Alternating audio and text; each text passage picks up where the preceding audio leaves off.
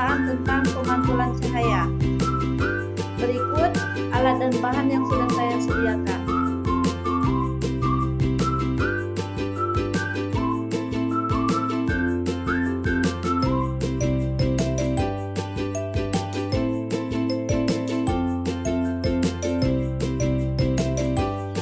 Percobaan pertama adalah pemantulan pada cermin datar.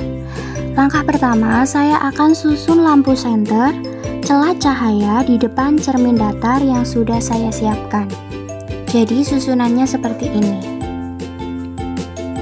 Langkah kedua, saya akan menyalakan lampu senter dan mengamati jalannya berkas cahaya sesudah mengenai cermin datar. Di sini dapat kita lihat sinar datang lalu dipantulkan. Sudut pantul selalu sama dengan sudut datang. Hal ini membuktikan bahwa sudut pantul dan sudut datang membentuk sudut yang sama besarnya terhadap garis normal. Jadi kesimpulannya, sudut I sama dengan sudut R. Percobaan selanjutnya, saya akan membuktikan bunyi hukum Snellius. Dapat dilihat ketika sudut datang besarnya 60 derajat, maka sudut pantul besarnya juga 60 derajat. Agar lebih jelas, di sini saya mengganti senter menggunakan laser. Ketika I atau sudut datang besarnya 90 derajat, maka R atau sudut pantul besarnya juga 90 derajat. Ketika I atau sudut datang besarnya 30 derajat, maka R atau sudut pantul besarnya juga sama, 30 derajat. Ketika I atau sudut datang besarnya 60 derajat, maka R atau sudut pantul besarnya juga 60 derajat.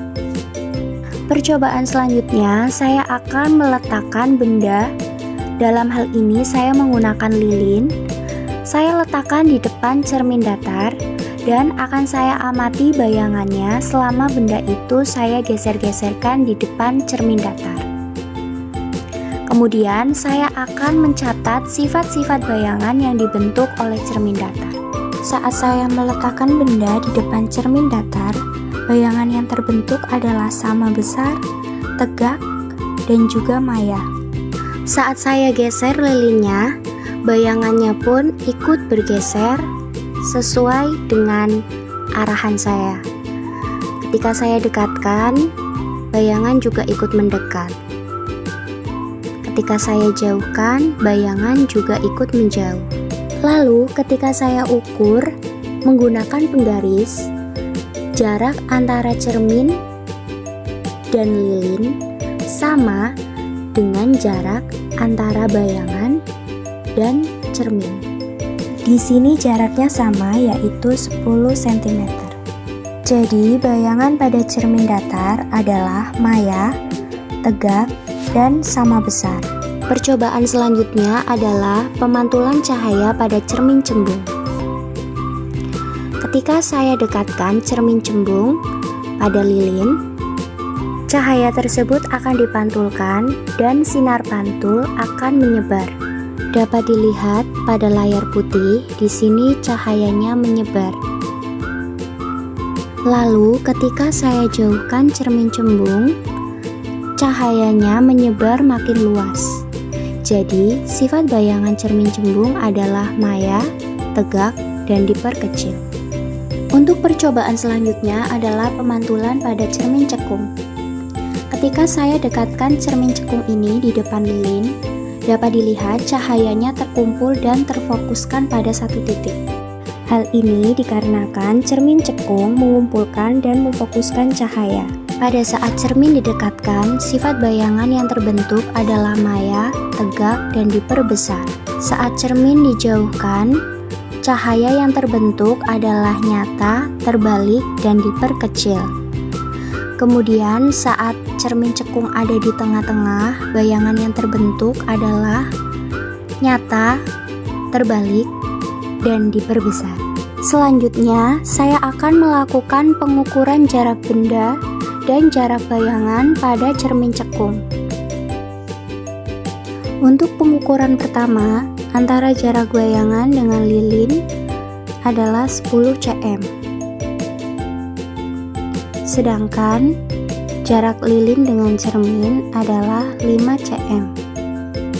Pada pengukuran kedua, saya telah mengubah jarak lilinnya. Setelah saya ukur, jarak bayangan dengan lilin di sini adalah 12 cm.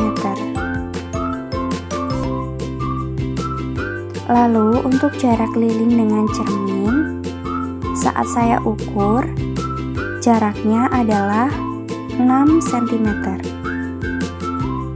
Untuk percobaan selanjutnya, saya akan menjauhkan cermin sampai bayangan tidak terlihat atau tidak tampak pada layar.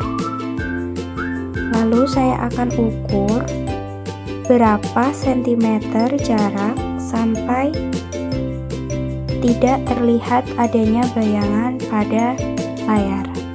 Di sini jaraknya adalah 30 cm. Tidak ada bayangan yang tampak pada layar putih. Selanjutnya di jarak 34 cm, bayangan juga tidak tampak pada layar putih.